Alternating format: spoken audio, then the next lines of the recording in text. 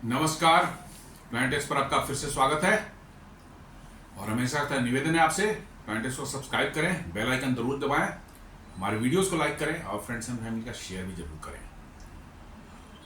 दोस्तों, आज जियो पॉलिटिक्स और इन सब चीज़ों से हट करके थोड़ा अच्छी बातें करते हैं और पॉजिटिविटी वाली बातें करते हैं। कुछ अच्छे न्यूज, एक दो अच्छे न्यूज जो हैं वो निकल करके आए हैं जिसको डिस्कस करें तो शायद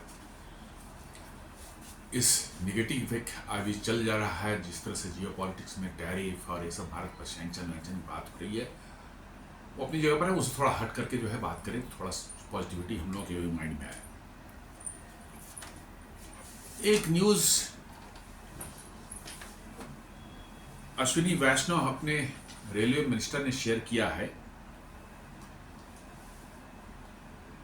India roles out longest hydrogen power train joining global green rail elite, 2600 capacity, 10 coaches and Jind Panipat pilot root पर चलेगा। जी हाँ, ट्रेन की मैं बात कर रहा हूं। हम लोग जानते रहे कि अब तक ट्रेन बहुत पहले जो है कोयले से चलती थी, स्टीम बनता था कोयले से, उससे चलती थी। फिर उसके बाद डीजल का जमाना आया, डीजल पर चलती थी। देन धीरे धीरे डीजल भी फेज आउट हुआ, फेज आउट नहीं कर सकते बट बहुत कम हो गया है। अभी भी डीजल हैं, लेकिन मेजोरिटी जो है प्राइमरली जो है कह सकते हैं कि रेलवेज के ट्रेन अभी इलेक्ट्रिक पर चलते हैं। इलेक्ट्रिक इंजन जो है माना जाता है पॉल्यूशन को कम करते हैं, नहीं करते हैं और इफिशियंट हैं, प्रोवाइडेड कि वो उनको एनर्जी यदि ग्रीन सोर्स से मिले तो निश्चित रूप से वो जीरो इमिशन पैदा करते हैं। लेकिन ऐसा होता नहीं है, उनको भी एनर्जी जो सप्लाई होती है, इलेक्ट्रिसिटी सप्लाई होती है, वो हम लोग कोल फायर्ड प्लांट से भी करते हैं, ग्रीन से भी होती है, हाइड्रो से होती है, सोलर से भी होती है, लेकिन मेजरली जो है अभी भी कोल फायर्ड प्लांट से होती है। तो मैं हम लोग नहीं कहते कि वो मतलब जीरो इमिशन वाले मतलब कि जो है ट्रेन है।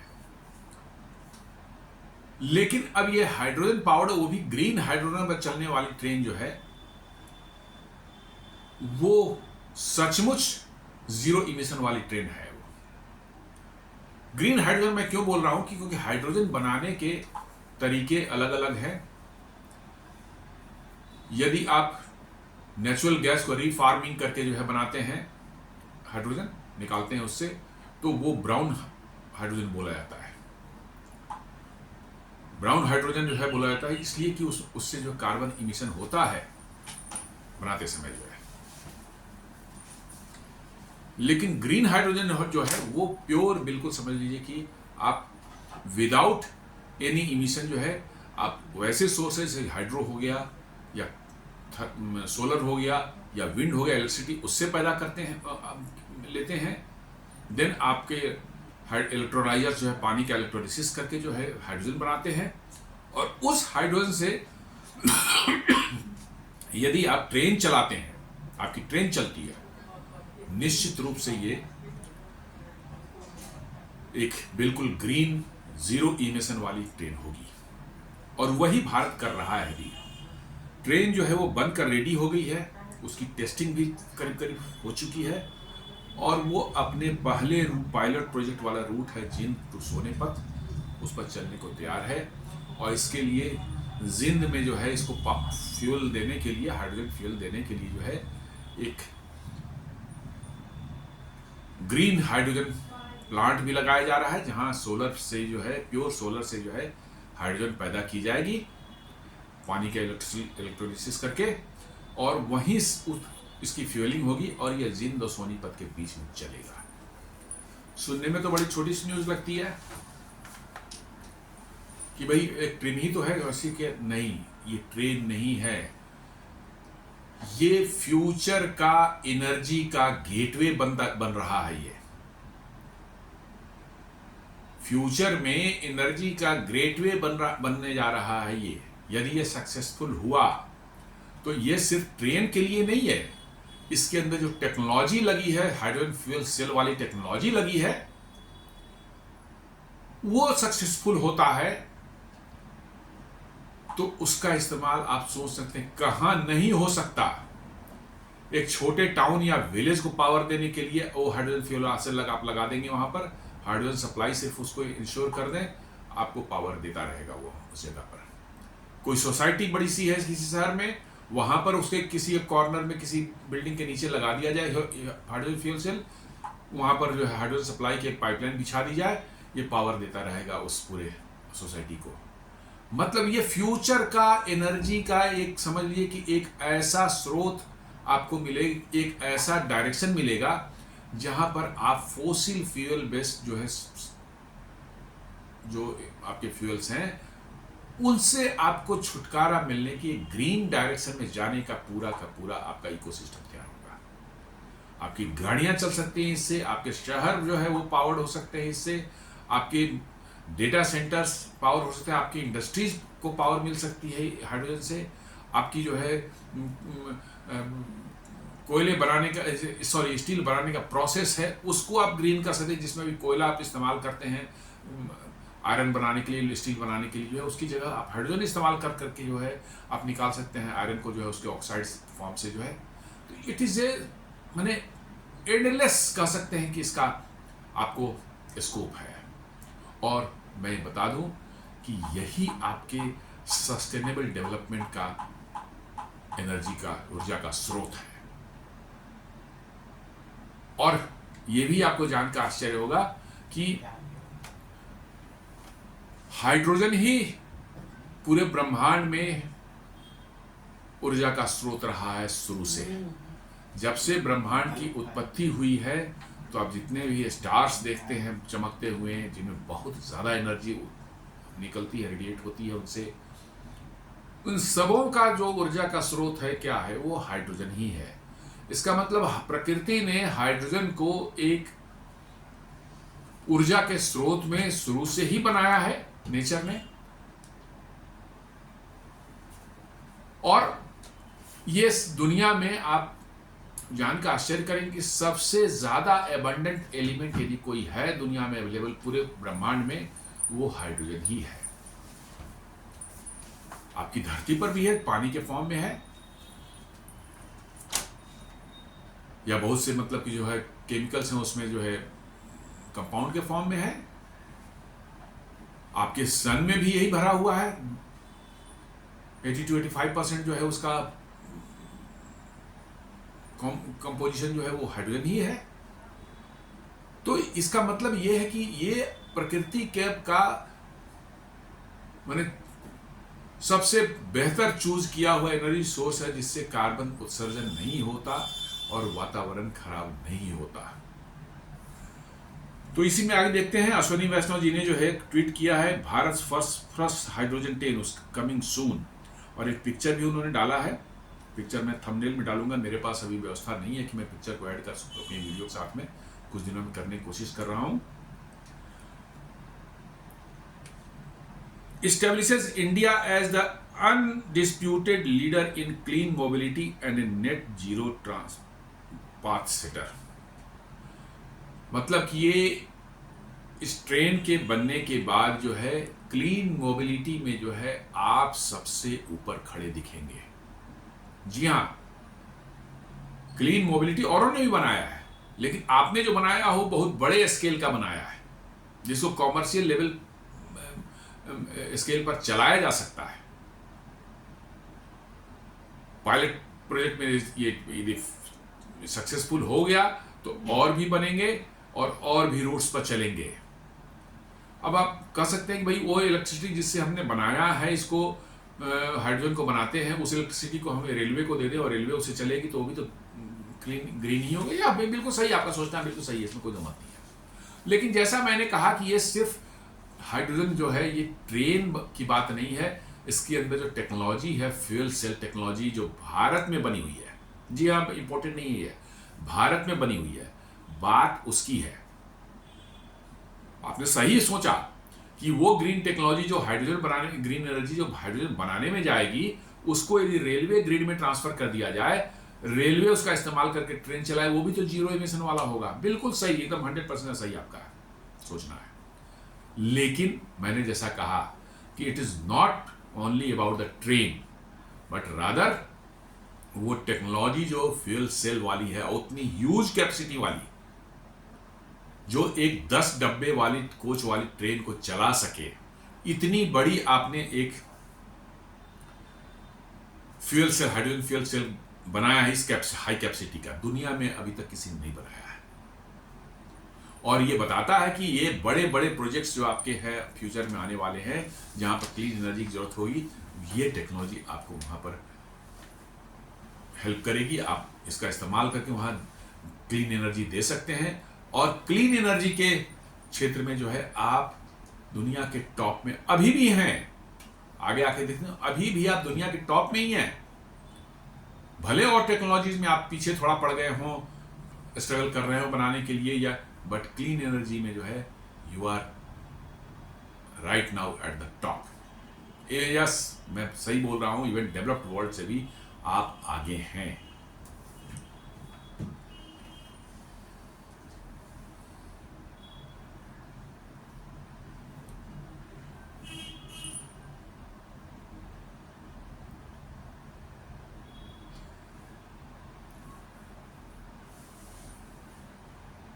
ये जो आपका हाइड्रोजन ट्रेन बन रहा है,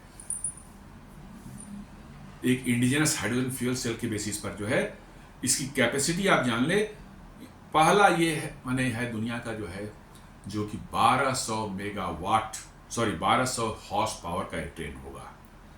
कुछ छोटे छोटे ट्रेन जो है जर्मनी और फ्रांस ने भी चलाए हैं, ऐसी बात नहीं है। जर्मनी में और एक कैलिफोर्निया में चलती, बहुत छोटी सी है, बट ये उनके क्या है, वहाँ के जो है 500-600 हॉर्स पावर वाले हैं, और हमारा जो है ये 1200 मेगावाट का है, जस्ट डबल।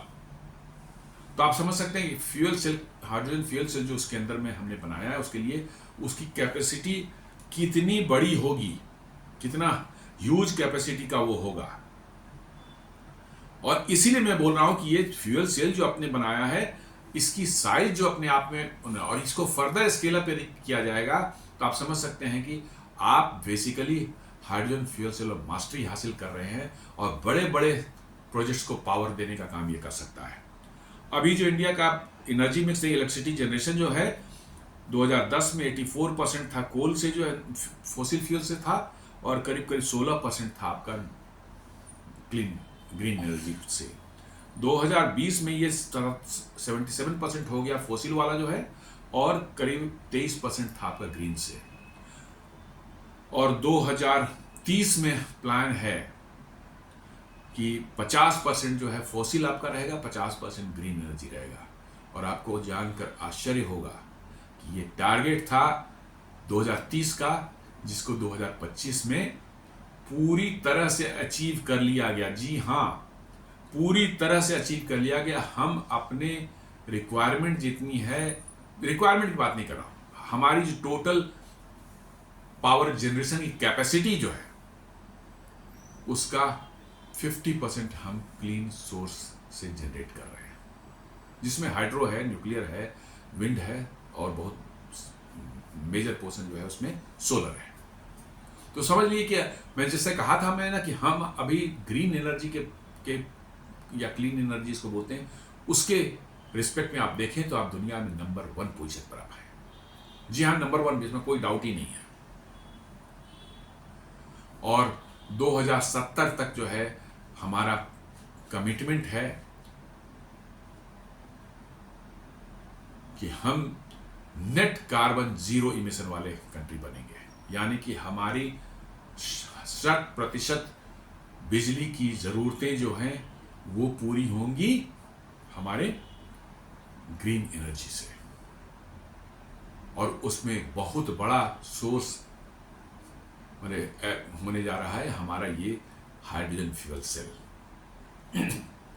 आप सही है, मैंने सोलर और ये तो हैं ही, विंड है, हाइड्रो भी रहेगा, लेकिन जिस रफ्तार से बढ़ेगा, एक बार हाइड्रोजन की आपकी पूरी इकोसिस्टम बन जाता है, बनाने का, ट्रांसपोर्टेशन का, फिर उसका डिस्ट्रीब्यूशन पाइपलाइन बनना हो, चाहे टैंकर से डिस्ट्रीब्यूट करना, जैसे भी हो, वो सारा लॉजिस्टिक्स आप तैयार कर देते हैं। तो this is the easiest and safest method of the achieving the clean energy target. आप हाइड्रोजन सप्लाई की पाइपलाइन में किसी इंडस्ट्री तक पहुंचाते हैं, वहां फ्यूल सेल लगा देते हैं, आपका सालों साल तक आपका चलता रहेगा और बिल्कुल मतलब कि जो है विदाउट एनी इमिशन जो है बिजली पैदा होती रहेगी। किसी सोसाइटी पहुंचा देंगे, बिल्कुल उस सोसाइटी की रिक्वायरमेंट जो सालों साल तक होती रहेगी, सिर्फ हाइड्रोजन वहां पहुंचाने की व्यवस्था कर दें। ये लगता है कि हाँ एक बड़ा काम है, लेकिन ऐसा ही शुरू में जब पेट्रोलियम आया था आज से 100 साल पहले जो है, उस समय भी यही लगता था कि भाई ये कैसे नेटवर्क बनेगा, इतना हाईली इन्फ्लेमेबल मटेरियल है, इसको कैसे ट्रांसपोर्ट किया जाएगा, कैसे मतलब कि जो है हम इसके डिस्ट्रीब्यूशन नेटवर्क बनेंगे। लेकिन आप देख लीजिए over the period of time जो है 10, 20, 50 साल में जो है सब बन गए और रिलायबल है एकदम, बिल्कुल बिना कोई दिक्कत के चलते हैं। तो हाइड्रोजन में भी अभी वैसे ही इसी तरह के मतलब लोगों की सोच है कि कैसे होगा, बड़ा मुश्किल होगा। नहीं, ये भी बन जाएगा। और मैं बता दूं कि आगे फर्दर फ्यूचर में ट्रांसपोर्टेशन जो भी ईवी जो बनती है बैटरी वाली है, उसका कोई सोर्स नहीं है, कोई फ्यूचर नहीं है, क्योंकि लिथियम को निकालना जमीन से बहुत मुश्किल काम है, बहुत हाईली पोल्यूटिंग मतलब कि मेथड है उसके, प्लस लिथियम के डिपॉजिट जो हैं पूरी पृथ्वी पर जो कम है, बहुत कम है। हालांकि ज़्यादा होना चाहिए था इस पर थ्योरी, लेकिन कम है, चूंकि ये पीरियोडिक टेबल में तीसरे पोजीशन पर है, इसलिए इसको ज़्यादा होना चाहिए था, लेकिन वो कम है। उसके क्या कारण है वो अलग बात एक हो गई, एक डिफरेंट सब्जेक्ट हो जाता है। लेकिन लिथियम कम है दुनिया में। यदि सारी गाड़ियां चलनी लगे लिथियम बैटरी पर, तो it will be herculean task to find out the lithium in the world. और ये फ्यूल सेल वाला जो मामला है, यही इसी से आपको गाड़ियां भी चलेंगी। आजकल गाड़ियां हैं अवेलेबल, टोयोटा के एक मिराई एक मॉडल है जो फ्यूल सेल पर चलती है, हाइड्रोजन फ्यूल सेल पर, और बहुत सक्सेसफुल है, चल रही है।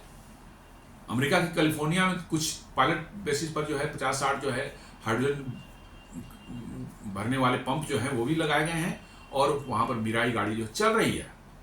एक हुंडई नहीं बनाया, उसका नाम मुझे नहीं पता है, ध्यान नहीं आ रहा है, लेकिन वो भी है और लोग इस्तेमाल करना शुरू कर चुके हैं। लेकिन हाँ, ये अमेरिका में भी सिर्फ कैलिफोर्निया के एरिया में ही है, दूसरे एरियाज में हाइड्रोजन डिस्ट्रीब्यूट करने का पंप्स वगैरह जो है वो सब नहीं है।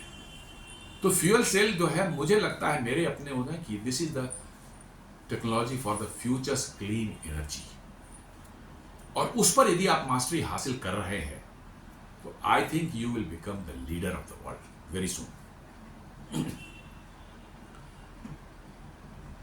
जैसा मैंने बताया कि 50% हमको अचीव करना था 2030 के बाद के तक, जो है हमने 2025 में ही अचीव कर लिया, और फर्दर हमने खुद इंटरनल टारगेट बनाया कि इसको और आगे बढ़ाएंगे।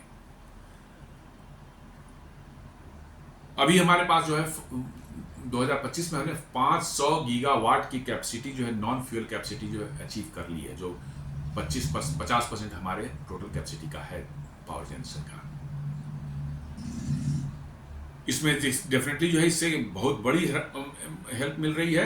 Reduction in emission intensity and total carbon reduction भी जो है हमको अचीव करना, उसके टारगेट है। Lower total projected carbon emission by 1 billion tons by 2030। तो 2030 तक जो है हमको 1 बिलियन टन जो है कार्बन इमिशन को अपना घटाना था, तो हमने 2025 तक ऑलरेडी कर दिया इसको, और हम फर्दर अपना इंटरनल टारगेट अपने बढ़ाया है। जो इंटरनेशनल टारगेट था उसको हमने अचीव कर लिया, बट हम खुद और ज़्यादा करने वाले हैं 2030 तक जो है। एंड नेट जीरो बाय 2070, 2070 तक जीरो इसको हो जाना है। पॉलिटीन कंट्री 1750 से लेकर के जब से इंडस्ट्रियल रिवॉल्यूशन शुरू हुआ, तो उससे आप देखेंगे अब तक क्या जो है, तो आपको जो है 24% पॉल्यूशन जो है उसके जो कार्बन इमिशन किया वो अमेरिका ने किया है, चाइना ने 15% किया है, रसिया ने 6% किया है। भारत का आप देखें तो भारत ने 3.5% किया है, लेकिन अब ये बढ़ रहा है। आप 2023 का साल को देखें तो भारत जो है कार्बन इमिशन में जो है तीसरे नंबर पर है, क्योंकि अब आपकी इकोनॉमी ग्रो कर रही है। चाइना नंबर 1 पर है, अमेरिका नंबर 2 पर है, आप नंबर 3 पर है, क्योंकि आपकी इकोनॉमी तेजी से ग्रो कर रही है। निश्चित रूप से जो है कोयले का इस्तेमाल, डीजल पेट्रोल का इस्तेमाल, ये सब हो रहा है, तो आपके कार्बन इमिशंस बढ़ रहे हैं। तो आपको इसको कम करना है, और उसी डायरेक्शन में ये फ्यूल सेल जो बनाया गया है, इससे हाइड्रोजन पावर ट्रेन जो चलेगी, ये उसी डायरेक्शन में एक बहुत बड़ा एफर्ट है, जो कि आगे आने वाले वर्षों में शायद जैसे गल्फ कंट्रीज है, सऊदी अरब वगैरह है, वो लोग पेट्रोल के जो है मैंने पेट्रोलियम प्रोडक्ट्स उनके पास बहुत ज़्यादा निकल गया पेट्रोल, उसमें उन्होंने एक उनका किंगडम एस्टेब्लिश हो गया दुनिया में कि भाई पेट्रोल लेना है, डीजल में ये सब लेनी है, पेट्रोलियम प्रोडक्ट्स लेने हैं, तो बस गल्फ कंट्री का नाम याद आता है। तो शायद ग्रीन हाइड्रोजन का नाम फ्यूचर में आज से 15 साल, 20 साल, 25 साल बाद लिया जाएगा तो लोगों के दिमाग में भारत नाम याद आए, क्योंकि बहुत बड़े प्लान्स बन रहे हैं और कुछ एग्जीक्यूट होना शुरू हो गए हैं, जहां पर ग्रीन हाइड्रोजन का प्रोडक्शन करने का बहुत बृहद स्केल पर जो है प्लांट लगाया जा रहा है, या लगाने का जो ब्लूप्रिंट तैयार हो रहा है। और आपको जानकर आश्चर्य होगा कि अगले 10 से 15 साल में हम दुनिया के लीडिंग, हम बता रहे leading, not one of the leading, हम दुनिया के लीडिंग एक्सपोर्टर होंगे ग्रीन हाइड्रोजन के। ये कैसे संभव है? बिकॉज कि आपके यहां सनशाइन की कोई कमी नहीं है, बहुत अच्छी धूप निकलती है। आप जितना पावर प्रोड्यूस कर सकते हैं, यूरोपियन कंट्री और अमेरिका उतना पावर प्रोड्यूस नहीं कर सकता। मैंने सोलर एनर्जी, ग्रीन एनर्जी नहीं प्रोड्यूस कर सकता, क्योंकि उनका लैटिट्यूड ऊपर है, तो वहां पर सनशाइन कम आता है। भारत का लैटिट्यूड नीचे है। आप अर्थ को देखें, उस पर उसकी पूरी गोलाई है, जितना आप इक्वेटर के नजदीक रहेंगे उतना ही ज्यादा सनशाइन आपको मिलेगा, उतने ज्यादा घंटे आपको सनशाइन मिलेंगे। आप अमेरिका को देखिए, वो ऊपर है, इसलिए वहां ठंडा भी रहता है। यूरोप को देखिए, काफी ऊपर है, वहां पर सनशाइन बहुत कम समय के लिए आएगा, और आएगा भी तो बहुत धीमा आएगा। लेकिन चूंकि वहां पर एंगल जो सन रेज की होगी बहुत ज्यादा होगी। आपके यहाँ जो है आप आइडियल पोजीशन बैठे हुए हैं, आप बहुत बड़ा कंट्री है, भारत एक बहुत बड़ा कंट्री है, और यहाँ पर सनशाइन की कोई कमी नहीं है। और हमारे यहाँ ग्रीन एनर्जी के बनाने में यही हमको दुनिया का लीडर बनाने वाला है, और हमने उस पर काम शुरू कर दिया, भारत ने कर दिया शुरू। ये ट्रेन जो सिर्फ एक ट्रेन की, मैं कह रहा हूं कि ट्रेन तो सिर्फ चूंकि उसको ट्रेन में इस्तेमाल किया जा रहा है, इसलिए ट्रेन पिक्चर में आ रही है, लेकिन वो 1200 HP का जो है पावर प्रोड्यूस करने वाला जो फ्यूल सेल होगा, वो समझिए एक छोटी मोटी इंडस्ट्री या एक छोटा टाउन जो होगा, जिसमें 1,000 लोग रहते हों, शायद उतने घरों को पावर करने का काम ये कर सकता है।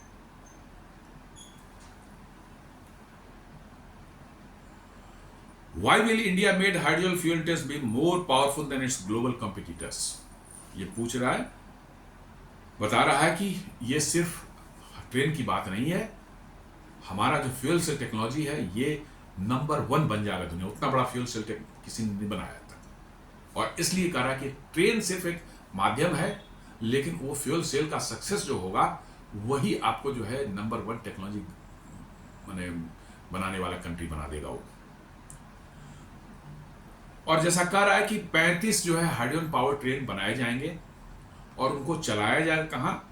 हेरिटेज रूट्स जो हैं, जैसे कालका शिमला हो गया, दार्जिलिंग हिमालयन रेलवे हो गए, चाहे वहाँ पर ऊटी में जो है एक हिल रेलवे नैरोगेज ट्रेन चलती है, मतलब कि जो है ऊटी जाती है पहाड़ों पर जो है, उन सब पर इनको चलाने का प्लान है इनिशियली।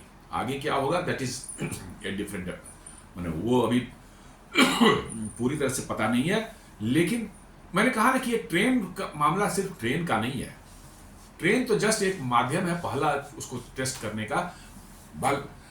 मैटर है कि आपने एक इंडिजिनस टेक्नोलॉजी पर जो है इतना बड़ा पावरफुल जो है हाइड्रोजन फ्यूल सेल बनाया है, वो सक्सेस हो जाता है तो समझ लीजिए कि आपकी लीडरशिप स्टैब्लिश हो जाती है। कह रहा कि एक जो ट्रेन बनी है, each train will cost 80 crore, और उसके लिए जो हाइड्रोजन भरने के लिए और फ्यूल जो हाइड्रोजन बनाने का, ग्रीन हाइड्रोजन प्रोड्यूस करने का प्लांट होगा, उसको हर रूट के लिए जो है कि प्लांट तो बनाना ही पड़ेगा, कहीं ना कहीं एंड पर तो आपको उसको फ्यूल करना पड़ेगा। उसके लिए 70 करोड़ रुपए इंफ्रास्ट्रक्चर में लगेंगे। तो करीब करीब आप कह सकते हैं एक रूट पर आप ट्रेन चला रहे हैं तो 80 करोड़ का ट्रेन होगा और 70 करोड़ का इंफ्रास्ट्रक्चर उसमें आपको लगेगा। ये अभी एक्सपेरिमेंटल बेसिस पर किया जाएगा, और फ्यूचर में क्या होता है वो तो आगे बात पता चलेगी। लेकिन मैं बार बार इम्फेसिस दे रहा हूँ कि हमारा वो फ्यूल सेल जो उतने ह्यूज साइज का जो तैयार होगा और उसकी रिलायबिलिटी इस्टेब्लिश हो जाती है, then it can be used as a backup power for, आपको जो है हमारे बड़े बड़े डेटा सेंटर्स को पावर दे सकता है, हमारे छोटे मोटे इंडस्ट्रियल कोई प्लांट है उसको पावर दे सकता है, कोई हाउसिंग सोसाइटी को पावर दे सकता है। इसके अनगिनत इस्तेमाल आपको नजर आ जाएंगे आप आगे चल करके जो है।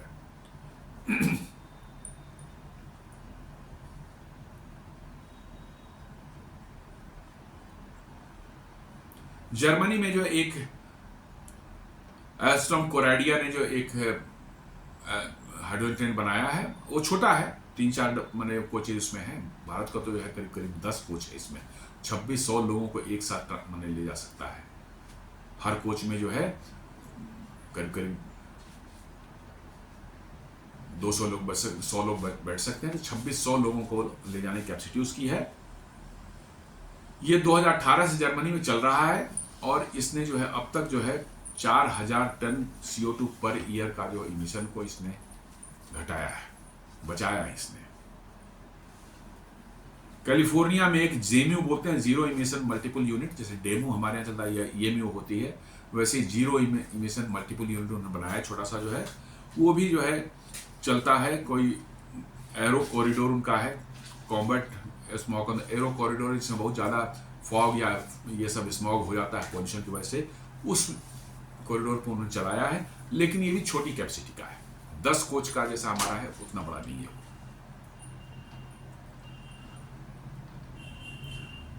वही मैं बोला था, आप देखें, India is not just another hydrogen chain, it is the most powerful, most symbolically potent and most scalable platform in global green rail history. ये सबसे बड़ा है और इसकी स्केलेबिलिटी इसके साथ जुड़ी हुई है, और इसको फर्दर स्केल अप किया जाए तो ये दुनिया का सबसे जबरदस्त ग्रीन एनर्जी चलने वाली ट्रेन बन सकती है, और it can become the benchmark for decarbonisation. Yes, अब मैंने कहा कि हाइड्रोजन, ग्रीन हाइड्रोजन की जहां तक बात है, ग्रीन हाइड्रोजन में जो है आप अभी दुनिया में जिस तरह से चल रहा है, अपने यहाँ प्लान चल रहा है, उसमें अगले कुछ सालों में आप इसमें लीडर बनने जा रहे हैं। और उसका कारण है, भारत में जो है बहुत बड़े स्केल पर जो है ग्रीन एनर्जी उत्पादन का जो है प्लांट लगाए जा रहे हैं। चूंकि इसमें ग्रीन एनर्जी आपको लगेगी, हाइड्रोजन पैदा करने के लिए आपको तो इलेक्ट्रिसिटी चाहिए, पानी को इलेक्ट्रोलिसिस करेंगे तभी तो बनेगा हाइड्रोजन। तो वो हाइड्रोजन जो पैदा करने के लिए जो ग्रीन एनर्जी लगेगी, वो जितने बृहद स्तर पर जो है भारत में लग रहे हैं, वो दुनिया में कहीं नहीं लग रहे हैं। और इसीलिए ऐसा एक्सपर्ट्स बता रहे हैं कि नेक्स्ट 10 ईयर्स में we will become the biggest exporter of the green hydrogen. और जैसा कि आगे फ्यूचर में हो सकता है कि जैसा पेट्रोलियम प्रोडक्ट्स के लिए ओपेक बना है, वो सऊदी अरब लेड जो है, सऊदी अरब उसका लीडर है, ओपेक है, उसी तरह से एक ओपेक जैसा ही कुछ हाइड्रोजन का ही सप्लाई का भी एक चेन बन जाए, और उसका एक वो बने, उसमें भारत जो है सऊदी अरब जैसा उसका लीडर बन सकता है। क्योंकि ये सब दिख रहे हैं, जिस तरह की तैयारियां चल रही हैं और जिस तरह के मतलब कि जो है पायलट प्रोजेक्ट और प्लांट्स लग रहे हैं भारत में, वो साफ दिख रहा है। इलेक्ट्रोलाइजर बनाने की भी बहुत सी कंपनियां, स्टार्टअप्स आ गई हैं जो इलेक्ट्रोलाइजर्स बनाएंगे, जो कि इलेक्ट्रोलिसिस में इस्तेमाल होंगे। चूंकि जितना आपका हाइड्रोजन का कंजम्पशन बढ़ेगा, जितना हाइड्रोजन का रिक्वायरमेंट बढ़ेगी या एक्सपोर्ट करने के लिए, चाहे कंज्यूम करने के लिए इंटरनली देश के अंदर, उतने ही इलेक्ट्रोलाइजर्स की जरूरत पड़ेगी। और उन इलेक्ट्रोलाइजर्स को बनाने के लिए छोटी छोटी बड़ी कंपनियां सैकड़ों की तादाद में जो है उन्होंने प्लांट लगाने भारत में शुरू कर दिए हैं। और यही आपको जो, चूंकि सबसे इंपॉर्टेंट कंपोनेंट उसमें इलेक्ट्रोलाइजर होता है, और ग्रीन एनर्जी जो है पैदा करने वाले प्लांट जो आपके सोलर हो, विंड हो, वो है। फिर उसके बाद हाइड्रोजन आप बनाना शुरू करते हैं, स्टोरेज वगैरह बनने, उसके बाद तैयार करना पड़ेगा आपके स्टोरेज कैपेसिटी, और उसकी फिर ट्रांसपोर्टेशन के लिए पाइपलाइन हो, चाहे ट्रैंक लॉरी से हो, चाहे रेल टैंकर से हो, जैसे भी हो, बनाने पड़ेंगे धीरे धीरे। लेकिन उन सबों पर बहुत तेजी से जो है आपका चल रहा है। It can transform India from a net fuel importer to a global hydrogen exporting power house. अभी जो हम नेट फ्यूल इंपोर्टर हैं, हमारे 85 to 86% जो है पेट्रोलियम प्रोडक्ट जो है हम बाहर से इंपोर्ट करते हैं। यदि हाइड्रोजन उसको रिप्लेस कर दे, दुनिया हाइड्रोजन मोबिलिटी में चले जाए धीरे धीरे, तो क्या होगा? हम एक नेट इंपोर्टर से नेट एक्सपोर्टर बनकर के उभर सकते हैं। नेट इंपोर्टर से will change to the flip to the net exporter. एक मैसिव बहुत बड़ा प्रोजेक्ट एक चल रहा है। Andhra Pradesh will host 10,000 crore green hydrogen and ammonia facility by 2026। मैं बोल रहा हूं ये एक मैं बता रहा हूं, ऐसे बहुत से हैं। Producing 180 kilo ton per annum of green hydrogen. 180 माने 1,80,000 टन पर एनम का कैपेसिटी का जो है आप हाइड्रोजन बनाएंगे। आप 1,80,000 टन छोटा मत समझिए, क्योंकि हाइड्रोजन बहुत हल्का होता है, तो आप वॉल्यूम समझ सकते हैं 1,80,000 टन का वॉल्यूम कितना बड़ा होगा। Hydrogen is the lightest element of the periodic table और lightest element in the universe. तो वेट पर मत जाइए, इसका वॉल्यूम देखिए। और आपको जानना चाहिए कि वेट वाइज जो है आप देखेंगे तो हाइड्रोजन जो है दुनिया में जितने भी दूसरे एनर्जी सोर्स हैं उससे ज्यादा पर केजी में जो एनर्जी स्टोर्ड है हाइड्रोजन में उतना किसी में नहीं है, पेट्रोलियम में भी नहीं, किसी में भी नहीं है। सबसे ज्यादा डेंसली पैक्ड एनर्जी का सोर्स यदि कोई है तो वो हाइड्रोजन खुद है, जबकि ये अपने आप में पीरियोडिक टेबल का सबसे हल्का, सबसे लाइटेस्ट मतलब एलिमेंट है। ये पहला ही है ये हाइड्रोजन, लेकिन इसके अंदर जो एनर्जी डेंसिटी पैक्ट है इट इज अनमैच्ड। कोई भी दूसरा एलिमेंट या कोई भी दूसरा कंपाउंड आप ले लीजिए, आप 1 लीटर पेट्रोल ले लीजिए, 1 लीटर डीजल ले लीजिए और 1 केजी डीजल ले लीजिए, या 1 किलोग्राम आप पेट्रोल ले लें और 1 किलोग्राम आप ये ले लें, हाइड्रोजन ले लें। आप एनर्जी निकाल के देख लीजिए, कैलकुलेट करते हैं, hydrogen is much higher than the petrol और डीजल। तो ये 1,80,000 टन जो है आप इसको छोटा मत समझिए, बहुत बड़ा अमाउंट है एनर्जी के फॉर्म में जो है। Converting up to 1 million tons of green ammonia for export market. इसको इस्तेमाल किया जाए ग्रीन अमोनिया प्रोड्यूस करने के लिए, क्योंकि अमोनिया जो है वो इस्तेमाल होता है फर्टिलाइजर्स बनाने में, बहुत बड़े पैमाने पर इसकी जरूरत होती है भारत में और बाहर भी। तो ये आप एक प्रचलन चल रहा है आजकल दुनिया में, हर जगह ग्रीन की जो है, ग्रीन अमोनिया को भी कहा जा रहा है कि ग्रीन अमोनिया हमको चाहिए फर्टिलाइजर बनाने के लिए। तो ग्रीन अमोनिया ये बनाएगा, करीब 1 million ton of green ammonia जो है 1 साल में बनाएगा ये, इसको एक्सपोर्ट करने के लिए।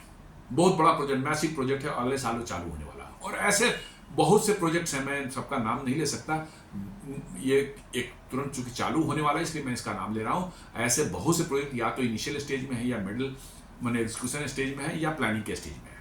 तो मैं क्यों बोल रहा हूं कि आप फ्यूचर के दुनिया के एनर्जी के जो है फलक्रम में होंगे, बिल्कुल मैं बोल रहा हूं कि उसके सेंटर में होंगे, क्योंकि सबसे ज्यादा ग्रीन हाइड्रोजन प्रोड्यूस करने की कैपेसिटी आपकी होने वाली है। और यही जो है आपको दुनिया में जो है एनर्जी का जो है एनर्जी सिक्योरिटी न सिर्फ भारत की इंश्योर करेगा, बट दुनिया में आपको एनर्जी जायंट बना करके रख देगा ये। आप भले हम लोग अब तक कहते रहे कि अरे इंडिया एनर्जी डिफिशिएंट कंट्री है, यहाँ कोयला भी है तो खराब क्वालिटी का है, तेल वगैरह तो है ही नहीं है, थोड़ा बहुत इधर उधर मिल जाता है। नहीं, समय बदल गया है। अब वो पुराने जो एनर्जी के सोर्सेस थे हमारे, उनके दिन लद गए। जी हाँ, मैं सही बोल रहा हूं, उनके दिन लद गए। अब आगे आने वाले समय में जो है हाइड्रोजन का दिन है, और हाइड्रोजन में हम होंगे सबसे आगे।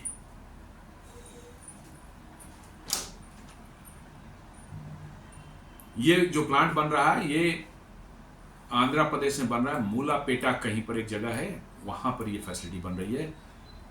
10,000 करोड़ का ये प्लांट है, green hydrogen ammonia facility to come up near the Mulapeta जगह है आंध्र प्रदेश में।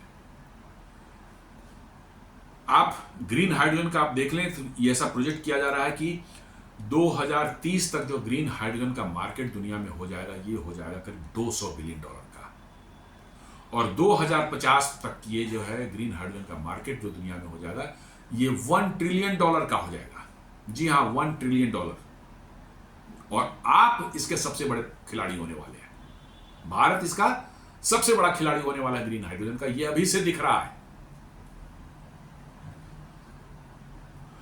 2050 के बाद में होता है कि nearly 1/3 of global low emission hydrogen का will be traded internationally. India has opportunity to lead from Asia. जी हाँ, हमारे पास वो अपॉर्चुनिटी है और हम उस पर काम कर रहे हैं, बड़ी तेजी से कर रहे हैं। हम इस बार इसमें पीछे नहीं रहने वाले हैं और बहुत तेजी से काम कर रहे हैं, और बड़े अच्छे उसके सकारात्मक परिणाम आने वाले हैं अगले कुछ सालों में। तो ये हमने हाइड्रोजन ट्रेन की बात कर ली, और हाइड्रोजन एनर्जी हाइड्रोजन का इस्तेमाल जो है, ग्रीन हाइड्रोजन का इस्तेमाल जो है आगे आने वाले समय में बहुत बड़ा एक इस्तेमाल जो है स्टील प्रोडक्शन में होने वाला है। क्योंकि स्टील प्रोडक्शन जो है बहुत पॉल्यूटिंग मतलब की इंडस्ट्री होती है स्टील की जो है। क्योंकि आपको हेमेटाइट या मैग्नेटाइट जो मिलते हैं और आयरन के, उसमें आयरन क्या है, ऑक्साइड के फॉर्म में है, उसमें से ऑक्सीजन निकालना है तभी तो आयरन बनेगा। वो बिना ऑक्सीजन निकाले तो ऑक्साइड ही रहेगा, वो कोई काम का नहीं रहेगा। उनको ये रिडक्शन ऑक्सीडेशन रिडक्शन जो होता है उसमें रिडक्शन हमको करनी पड़ती है। उसके लिए हम कोयला डालते हैं, कोयले के साथ उसको प्रोसेस करते हैं, गर्म करते हैं, हीटअप करते हैं, तो कोयले से जो है ऑक्सीजन रिएक्शन करके कार्बन डाइऑक्साइड बना के निकल जाता है और वहाँ स्टील हमारा आयरन अलग हो जाता है। तो आप कार्बन डाइऑक्साइड बाहर निकालते हैं। आप वही काम हाइड्रोजन से कर सकते हैं। हाइड्रोजन से रिड्यूस करिए उसको तो वाटर बनेगा, उसका ऑक्सीजन हाइड्रोजन से मिलेगा, ऑक्साइड जो उसके अंदर में है वो वाटर से रिएक्ट करेगा और हाइड्रोजन से रिएक्ट करेगा और वाटर बनेगा। कोई पॉल्यूशन नहीं, कुछ नहीं, आपको और वाटर मिलेगी उससे। तो ग्रीन स्टील प्रोडक्शन जो है ना, ये अभी आगे आने वाले फ्यूचर में बहुत बड़ा एक मतलब कि बनने वाला है एप्लीकेशन, जो आपके हाइड्रोजन का इस्तेमाल होने वाला है। जी हाँ, क्योंकि हाइड्रोजन स्टील प्रोडक्शन जो है बहुत ज़्यादा अपने कार्बन उत्सर्जन करता है, उसमें जो है कमी करना जरूरी है। और आप ग्रीन हाइड्रोजन का इस्तेमाल करके जो है आप जो है स्टील प्रोडक्शन करेंगे। तो ये बहुत बड़ा उसका इस्तेमाल है।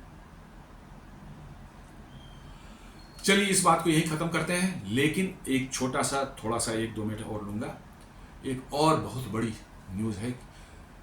देश के मध्य प्रदेश के जबलपुर एरिया के सिहोरा एक तहसील है, वहाँ पर जियोलॉजिकल सर्वे ऑफ इंडिया ने जो है एक 1 kilometre by 1 kilometre 1 square kilometre के एरिया आइडेंटिफाई किया है, जहाँ वो कह रहे हैं कि दुनिया के सबसे बड़े सोने के डिपॉजिट्स वहाँ अवेलेबल हैं। उन्होंने खुदाई करके, ड्रिलिंग करके, एनालाइज करके ये बताया है कि वहाँ पर अब तक दुनिया में खोजे गए जितने भी गोल्ड डिपॉजिट्स मिले हैं, कहीं पर भी उन सबों से कहीं ज़्यादा बड़ा ये है।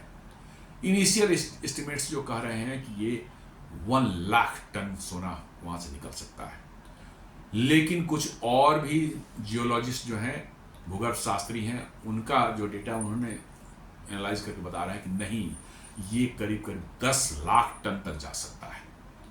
10 लाख टन, आप समझ रहे हैं, 10 लाख टन सोने की वैल्यू है आज के दिन में जो है $40 ट्रिलियन। 40 ट्रिलियन डॉलर, जी 40 ट्रिलियन डॉलर, आपकी जो जीडीपी है उसके 10 गुना उसकी वैल्यू होगी। और ये दुनिया में इससे बड़ा डिपॉजिट्स आज तक नहीं पाया गया है।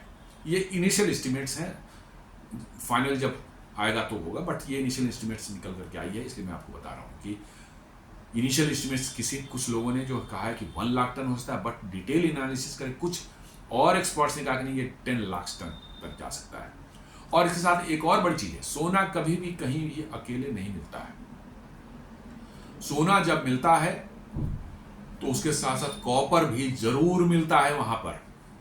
और जैसे एस्टिमेट्स बताए गए हैं कि कॉपर जहाँ सोना होता है, वहाँ जितनी सोने की क्वांटिटी होती है उससे 10 to 20 टाइम्स ज़्यादा कॉपर निकलता है। और ये भी बहुत वैल्यूएबल मेटल है। इलेक्ट्रिकल और इलेक्ट्रॉनिक इंडस्ट्री में जो है इसकी डिमांड इतनी ज़्यादा है, तो यदि सोना वहाँ मिल रहा है तो निश्चित रूप से वहाँ कॉपर भी बहुत बड़े तादाद में जो है अवेलेबल है। और ये दोनों ही जो है यदि कंफर्म हो जाते हैं और उसका एक्सप्लॉइट किया जाता है तो भारत की इकोनॉमी की दिशा और दशा बदलने के काबिल है। तो दोस्तों, ये 2 न्यूज़ हमने शेयर किया आपसे, जो पॉजिटिव एक व्यू देता है हमारे देश के प्रति। उम्मीद करता हूं ये वीडियो आपको अच्छा लगा होगा। आप इसे लाइक करें, सब्सक्राइब करें हमारे चैनल को, वीडियो को फ्रेंड्स एंड फैमिली के साथ शेयर करें और बेल आइकन दबाना बिल्कुल नहीं भूलें। धन्यवाद।